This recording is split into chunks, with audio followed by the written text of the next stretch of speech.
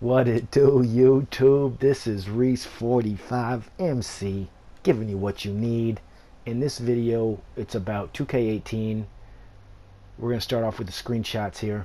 Got a little side-by-side comparisons from this year's to what's going to happen in 2K18 graphically. As you can see, these players are just unbelievable. Shout out to Steve Noah at Operation Sports for putting these montages together, the side-by-side comparison, so you can see the difference of how the body types look different. Even this Gordon Hayward, I mean, if you just look at it, hit pause, take a look at it, it's unbelievable what they've done. The hair looks better, it's got more highlights, so it actually looks like a different texture, not just a painting coming off some guy's head.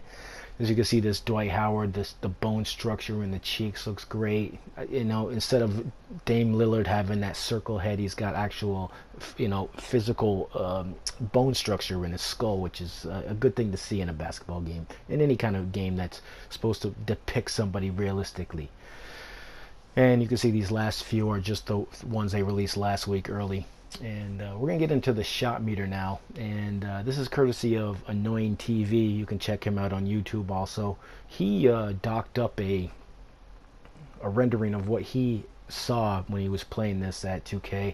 And we're going to get into this shot meter, but you can just take a look at what it's going to look like. It's going to be by the side of your head instead of below your feet, which I think makes perfect sense because you release the ball over your head. The shot meter should be in that general area. Now they also said that you can change the color of your shot meter for 4 or 5 different colors or a number of colors. I don't think that really makes a difference to most, but people like those options in life.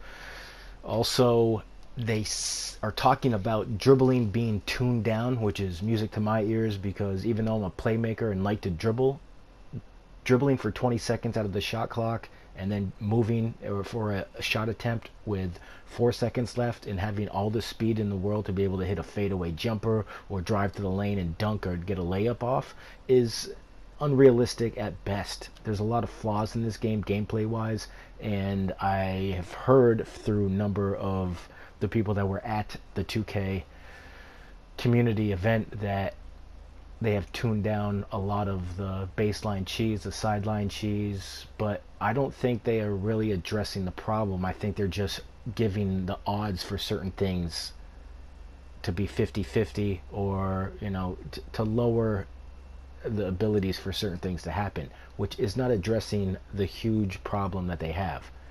So a problem is that they're appealing to too many people. This is supposed to be, I think, a simulation basketball game, unless you're playing at the blacktop or the park. Those you're going to get the triple alley-oop passes. They're going to dunk on 3 different people at once, windmill 360 jams, the craziest nonsense that you can see in an and one or a pro-am Drew League basketball game. That this is exactly what you'll see at the park and the pro-am. You shouldn't, the park and the blacktop, but you shouldn't see those things in a pro-am game where you have referees, or in my team, or when you're playing play now against somebody in a team up or something like that. It's to see the things that 2K allows and they change in their game after 12 patches this past year is that they're trying to make every group of people happy. They want to make the arcade people happy, they want to make the simulation people happy, but you can't do all those things and make a successful, realistic basketball game.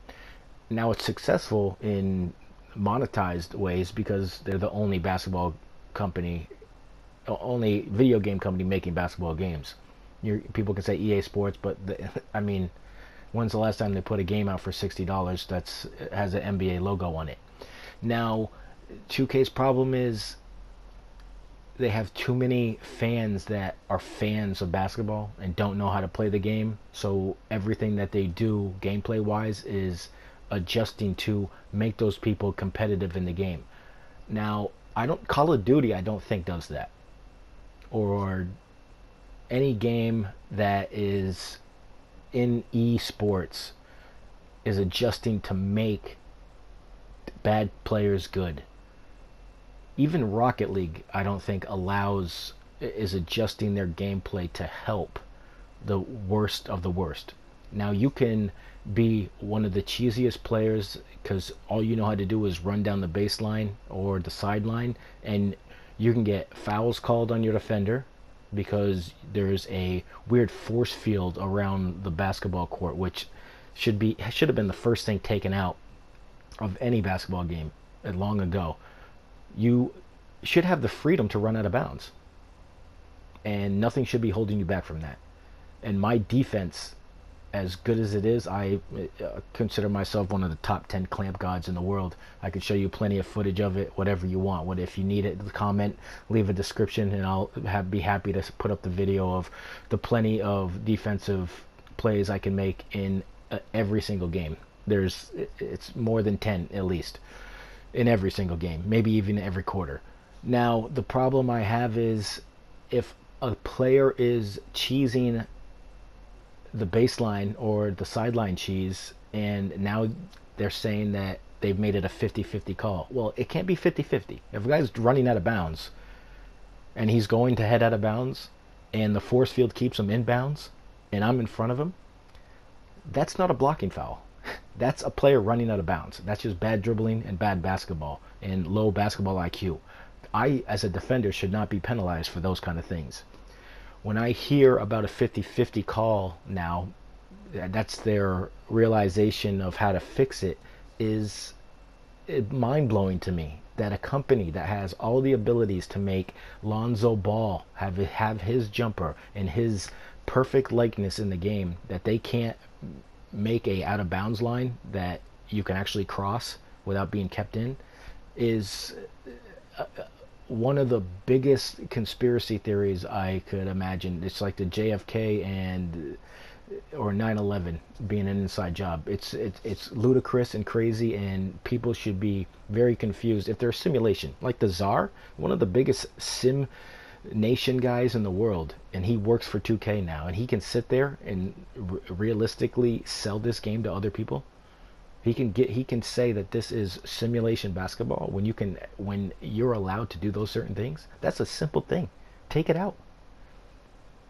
When he saw people doing crossover dribbles the first week this game was out, people ankle breakers all over the place, and he sat down and did commentary for 2K TV week after week, still supporting this game. Where is the line that you draw as a human being, not just chasing the check? Now, I understand people got to get paid, people need to feed their families, they have bills, but if you're going to sit there as a community member, get hired by the company in which you have discussed and complained about your entire career up till then, and then you fail to recognize the truths and reality while you're in that seat, well, I think there's a judgment of character at that point. So I've made it a huge aspect of my life not to follow anybody on YouTube or Twitter that is a complete lack of better words, ass kisser of any kind of company, regardless of what it is. I don't care if you love Nike shoes, if you are diehard Nike, if they don't do anything wrong, they pay 10 cents an hour to their workers in China. If you call them workers, I call those slaves, but it is, that's a different topic for a different video. If you want to hear that, slap that like button. Let's get that, we'll get that video out anytime soon. Let's get back off to this rant here. It's been about 3 minutes of this nonsense. Sometimes you talk about one thing and you stray off to another. So sorry about that. Sorry about that, folks. Sorry about that. But so 2K is saying that they have addressed a bunch of things, and hopefully it'll make the gameplay better. They say the defense has been changed. We'll see how that is. But the major flaws in the game, I think everybody knows. I'm not really seeing definite concrete facts that they have done anything to fix these. I think they have adjusted things so they're called different ways or there's a different result. Now, I don't know if that fixes the thing, because there's a huge flaw that is causing that in the first place. So if those are addressed, bravo. I'm very happy for that. I can't wait to play the game. But if these things are still in the game and then it comes out, they put a patch out first day, first week, then they got a second patch this fucking third weekend, then you know what we're dealing with. A company that really isn't focused on creating a new game or a new product or taking out the things that has caused so many issues, but still just trying to appease everybody. I would say to 2K, the best advice I could give to them is, if you're trying to make an arcade game, make an arcade game. If you're trying to make a simulation game, make a simulation game. Make a realistic basketball game. But you can't do both. I understand you want to have the different game modes, the park, the pro-am, the blacktop, my team, but you cannot have the fundamental gameplay being adjusted month to month or week to week because one game mode is not happy with how their results are. You can't have limitless shooters. You can't have 5 limitless shooters on one team. You've got to find a different way to create these things. You know, you can't give every sharpshooter a limitless range badge. I mean, make it smart. Make them have to play on Hall of Fame and complete those goals in Hall of Fame levels, not in rookie. Because every trash bag in the world can do that. They can. I've seen the worst players being superstars. Now, there's a problem with that, right? If I could be 1 in 1,500 at the park and be a superstar, well, where's the benefit to me being 800 and 300 and being at the same level? You know what I'm saying? So I think everybody who has knowledge about basketball isn't confused about what is real and what's fake. Anybody who wants to play a real basketball game can understand what 2K is doing, what they're not doing, and if they're willing to fix anything. Now I think that's the biggest key. Are they willing to fix anything? No, I don't think so, because they implemented the baseline and sideline cheese probably 6 months after the game was out. It was probably right after the Pro-Am tournament during All-Star break is when that started becoming a problem in Pro-Am and in my team, because before that there was not a problem. People were running out of bounds, people were getting charges because I'm a point guard. I know how to guard people. I have no problem. Like I said, I'm the clamp god. Got no problem with that. I could show you I could show you all the evidence in the world of what I can do. So I'm not going to get back on a rant here. That was my 2K info for the day, 2K18. If you liked the video, if you didn't like it, just leave your info. It doesn't matter. Give me a like, give me a thumbs down, leave a comment, hit the follow button, and let's do what we got to do. Life's good.